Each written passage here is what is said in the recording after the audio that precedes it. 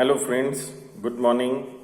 Today we are going to study the remaining functions of management. Yesterday we have discussed planning function in detail.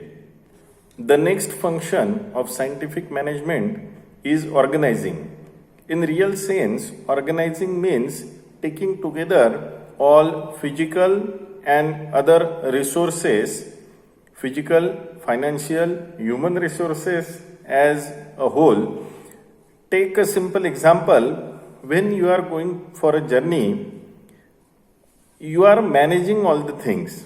In that, in first step, you plan for your journey, book a ticket, and in second stage, you organize the things which you are going to carry with you. You are not in the 11th hour, you will not collect all the things. You organize the things, including financial matters, including card, including your credit debit cards and all other things, including your journey ticket, or managing that online also. Search for online where it is kept if a ticket checker asks for that. Take sufficient amount of money or keep sufficient funds in your account as well. Also, you gather all the things together in a bag and combine a luggage. This is nothing but organizing. This is a day-to-day example, and from that example you will come to know what is importance of organizing. So the first importance of organizing is efficient administration. So efficient organization enhances by administrating, by organizing various things. Second is resource optimization. We can optimally use, or one may say we can maximize the use of all resources by organizing the things well in advance. We can take benefit of specialization. This is one more advantage or importance of organizing. We can avoid the things last minute rush and thereby utilizing specialization at very optimum cost. We can promote transparency by using organizing tool, as well as we can promote effective communication and expansion and growth of organization as a whole. Basically, from this word organizing, organization words generates. That means without organizing all resources, namely man, machine, material and money, you cannot start an organization. So this is importance of organizing resources. One more thing, there is another method of scientific organization, or you may say as management principles of organizing. What we can get from management principles of organizing. First one is work specialization. According to one's capability, we can assign them a work and thereby organizing human resource as all. Second, authority as per experience and all other things as per capability. One may assign authority to different personnel. Chain of command, we can create a chain of command, thereby enhancing organizing. Delegation of work. Who can perform it better according to their experience as well as their capabilities. And the last one is span of control. One may control thousands of workforce according to delegation, according to capabilities, according to authorities and responsibility. This is main thing. So the last one is span of control. These are the main aspects of organizing.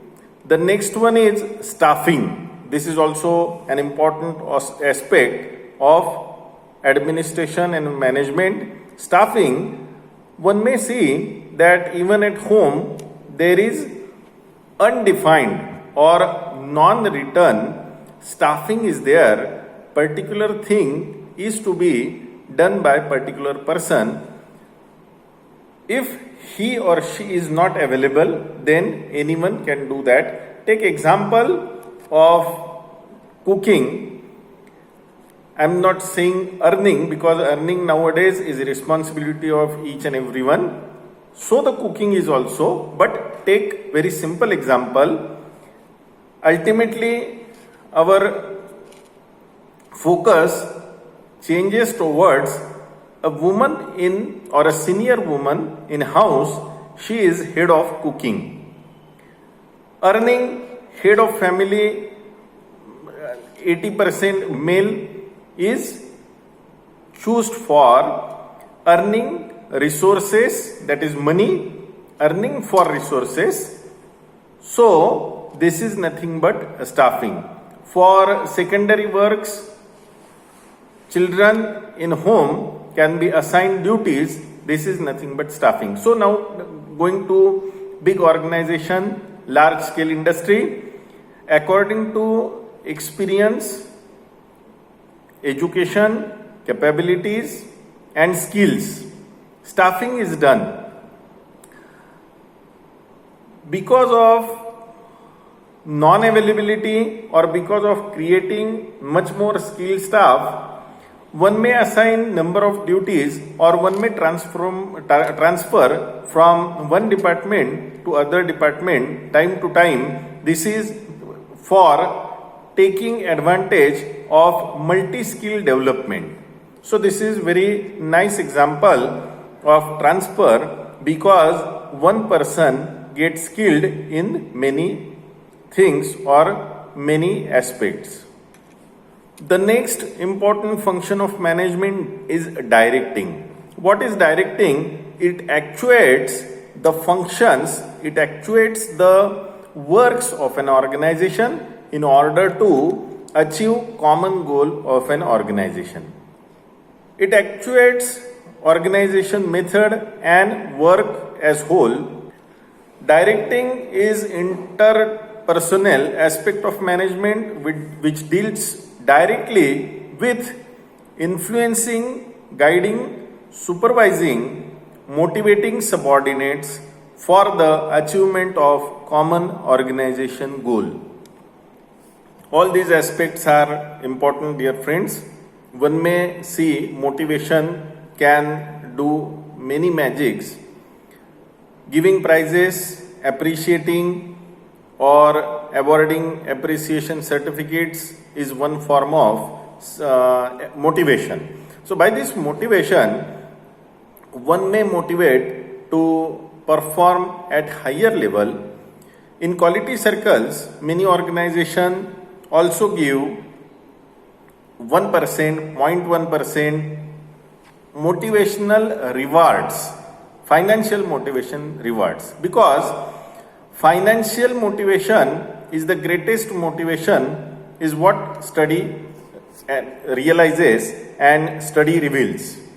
Communication, which is sub part of directing, that is also important, because one must communicate in very effective manner and in official manner only in an organization. Otherwise, miscommunication may happen and whole achievement of goal is a motto of organization which ultimately fails. So communication must be very good. The last function of scientific management is coordinating. It is the function of establishing relationship among various parts of an organization. What it comprises? It firstly comprises delegation of authority and responsibility. I want to talk a few words regarding this authority and responsibility. If any supervisor is responsible for achievement of certain target, then not only responsibility works. Within the responsibility or with responsibility, he may assign with certain authorities also, such as he may give direction to to the workforce under him in order to achieve a certain goal. So authority and responsibility are two sides of a single coin. No one side can work effectively. Second is unity of direction. This is a second part of what coordinating enhances is unity of direction. Means direction should flow in one side or one way only, otherwise that may makes haphazard situation or that may create confusion in an organization, because only one person, that means a clear guideline of work structure, workman structure, structure of human resources should be well defined in an organization. Unity of command is the same thing. One person should be commanded by a single authority only. If cross commanding, that means more than one person is commanding a single person, then he may confuse that which command is to listen, and that is why unity of command must be there. Supervisor is, take an example, supervisor is only authority to give a command. If he or organization or manager wants to change something, then he must go through that supervisor only. Otherwise, class 3 workforce or a lower level management workers may not listen to anyone. They may put finger to both the authorities and may tell that this person is telling this and this person is telling this. That is why I am doing nothing. So this may create a mess during an organization. Ultimately, common goal may suffer. Effective communication, this is important in every aspect of not only management but also personal life. So industrial as well as personal life must be there. This communication is a methodological communication or official communication must be there. And the last one is effective leadership. So leadership must be effective and he should take responsibility of every would be happening things. He should not be run away from any mishap happened in an organization. He must take responsibility of each and everything, what he demands, what he commands, what he is responsible for. This is known as effective leadership. So this leadership takes an organization to much high things. In Indian territory, one may see when we talk about industries, many industrial families are like this. They have proven their effective leadership also.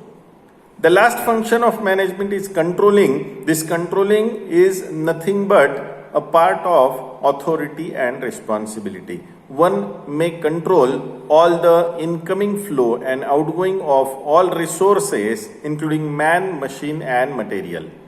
This controlling can be effectively done according to Coutts and O'Donnell. Controlling is the measurement and correction of performance activities of subordinates in order to make sure that enterprise objectives or a common goal can be effectively achieved. So this is by the way of establishment of standard performance, measurement of actual performance, comparison of actual and standard performance, and finding out deviation, and then by taking corrective action. So by this way one can control the human resources as well as other resources also. So friends, here we have studied all the necessary requirements for the effective management. These are the functions, standardized function, scientific functions of management. In next class, we will study different functions of management. Thank you. Have a nice day. Take care. Stay home. Stay safe.